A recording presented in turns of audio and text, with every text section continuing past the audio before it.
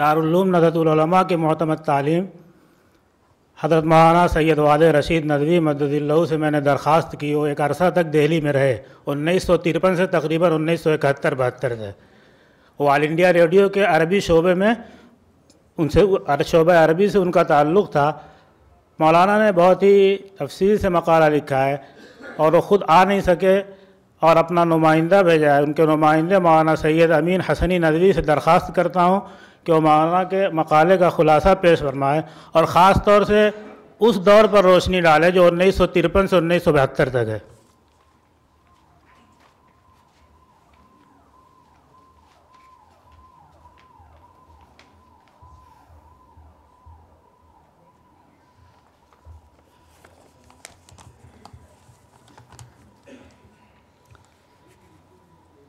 یہ مقالہ حضرت مولانا سید محمد واضح رشید حسنی ندوی معتمد تعلیم ندوۃ العلماء لکھنؤ کا ہے۔ اس کو اختصار کے ساتھ آپ کے سامنے پیش کیا جاتا ہے۔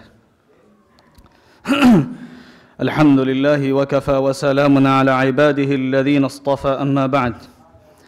محترم علماء کرام اور اصحاب فضل، برطانوی سامراج سے ہندوستان کی آزادی میں جن علماء و مشاہیر کا بڑا کردار رہا ہے، ان میں زیادہ تر کا تعلق جمعیت علماء ہند سے تھا، جس کی آزادی کے وقت ہندوستان میں رہنما شخصیات میں سر فہرست شیخ الاسلام حضرت مولانا سید حسین احمد مدنی، مجاہد ملت مولانا حفظ الرحمن سوہاروی اور حضرت مولانا محمد میاں دیوبندی کی خدمات زیادہ نمایاں رہیں۔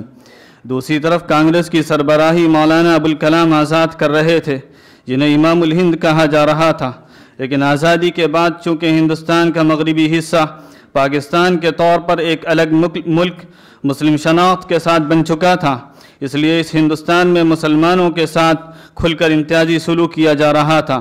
ان حالات میں مولانا ابوالکلام آزاد، حضرت مولانا سید حسین احمد مدنی، مولانا حفظ الرحمن سوہاروی اور مولانا محمد میاں نے جو قربانیاں دیں اور حکمت و تدبر سے کام لیا، اس نے یہاں کے مسلمانوں کو ایک نئی زندگی دی، جس سے یہاں کے مسلمانوں نے اپنے مستقبل کو سنوارا اور رفتہ رفتہ پھر اپنا کھویا مقام حاصل کر لیا۔ آزادی کے فوراً بعد لکھنؤ میں مولانا ابوالکلام آزاد نے مسلم کانفرنس کا انعقاد کیا، جس میں آئندہ کے لیے لائحہ عمل طے کرنا تھا، اور یہ فیصلہ ہوا تھا کہ جمعیت العلماء سیاست میں حصہ نہیں لے گی۔ جمعیت العلماء نے بڑا اجلاس منعقد کیا تھا، جس کی مجلس استقبالیہ کے صدر ہمارے ماموں ناظم ندوۃ العلماء مولانا ڈاکٹر حکیم سید عبدالعلی حسنی تھے، اور یہ اجلاس ایسے حالات میں ہوا تھا جب یہاں کے مسلمان مایوسی کا شکار ہو رہے تھے۔ ان کو اس اجلاس سے بڑا حوصلہ ملا، اور ندوۃ العلماء بھی اجلاس کے میزبانوں میں ایک میزبان تھا، اور ہم لوگ بھی اس کو کامیاب بنانے میں اپنے بڑوں کے ساتھ حصہ لے رہے تھے۔ اس وقت ہم دارالعلوم ندوۃ العلماء میں طالب علم تھے، اور اسی موقع پر ندوۃ العلماء میں ایک یادگار علمی ثقافتی نمائش بھی لگائی گئی تھی، جس میں دکھایا گیا تھا کہ اس ملک کو مسلمانان ہند نے مختلف حیثیتوں سے کب اور کیا دیا۔ میرا قیام 1953 میں دہلی میں رہنے لگا۔ میرا جہاں قیام تھا اس کے قریب ہی جمعیت کا دفتر تھا، جہاں حضرت مدنی رحمۃ اللہ علیہ تشریف لایا کرتے تھے۔ ہم اور برادر معظم مولانا سید ابوبکر حسنی صاحب حضرت سے ملنے کے لیے جاتے۔ مولانا محمد میاں صاحب سے بھی رابطہ بڑھنے لگا اور قریب سے ان کو دیکھنے کا موقع ملنے لگا۔ وہ مدرسہ امینیہ دہلی میں حدیث کے استاد بھی تھے، وہ بھی ہماری قیام گاہ سے قریب تھا۔ یہ مولانا کا کمال تھا کہ انہوں نے تدریس، تصنیف و تحقیق اور نظم و نسق کی صلاحیت کو جمع کیا تھا، جس کے لیے ان کو دورے بھی کرنے ہوتے اور پروگرام مرتب کرنے پڑتے، اور یہ سارے کام وہ بڑے اچھے انداز سے کرتے تھے۔ ان کو حضرت مولانا سید ابوالحسن علی حسنی ندوی اور ان کے بڑے بھائی مولانا ڈاکٹر سید عبدالعلی حسنی سے بڑا تعلق تھا۔ ان دونوں کی تعلیم کا کچھ زمانہ دارالعلوم دیوبند میں گزرا تھا۔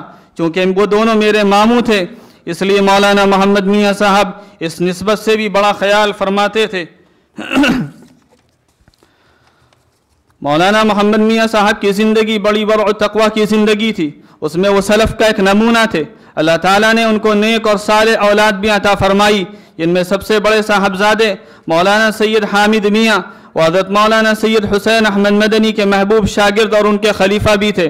وہ پاکستان چلے گئے تھے اور لاہور میں جامعہ مدنیہ کی بنیاد ڈالی، جو وہاں کے مدارس میں اہم مدرسے کے طور پر متعارف ہے، جسے ان کے پوتے مولانا حامد میاں کے صاحبزادے مولانا سید محمود میاں دیکھ رہے ہیں، اور وہ وہاں حدیث کے بڑے استاد بھی ہیں، اور اس ادارے سے ایک دینی و اصلاحی مجلہ انوار مدینہ بھی نکالتے ہیں۔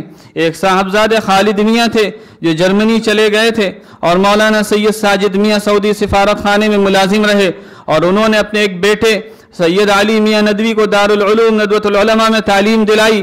یہ اس تعلق کا امتداد ہے جو ان کو حضرت مولانا سید ابو الحسن علی ندوی اور ندوۃ العلماء سے تھا۔ انہوں نے اپنے شاگردوں کو حضرت مولانا سید ابو الحسن علی ندوی سے استفادے کی طرف توجہ دلائی، اور مولانا نور عالم خلیل امینی ایڈیٹر مجلہ داعی دیوبند کو اپنے خط کے ساتھ ندوۃ العلماء بھیجا، اور یہاں انہوں نے عربی زبان و ادب میں خصوصیت سے استفادہ کیا اور پھر کچھ مدت پڑھایا بھی۔ حضرات، ندوۃ العلماء اور جمعیت علماء ہند کا تعلق اس سے سمجھا جا سکتا ہے کہ جمعیت علماء ہند کے ایگزیکٹو کمیٹی کے دارالعلوم ندوۃ العلماء کی مرکزی عمارت کے پرشکوہ عباسیہ ہال میں جلسے بھی ہوئے اور دوسری میٹنگیں بھی ہوئیں۔ مولانا شاہد فاخری وغیرہ بھی شریک ہوئے، مجھے بھی شرکت کا موقع ملا۔ اگرچہ جلسہ عام شہر کے بڑے میدان میں ہوتا، مگر ذیلی میٹنگیں ندوۃ العلماء میں ہوتی تھیں۔ 1395 ہجری میں ندوۃ العلماء کے 85 سالہ جشن تعلیمی کا جب انعقاد ہوا تو یہاں کے ذمہ داروں نے ملک اور ملک سے باہر اہم شخصیات کو شرکت کی دعوت دی۔ وقت کی قلت کی وجہ سے بس یہیں اکتفا کرتے ہیں۔ وآخر دعوانا الحمد للہ رب العالمین۔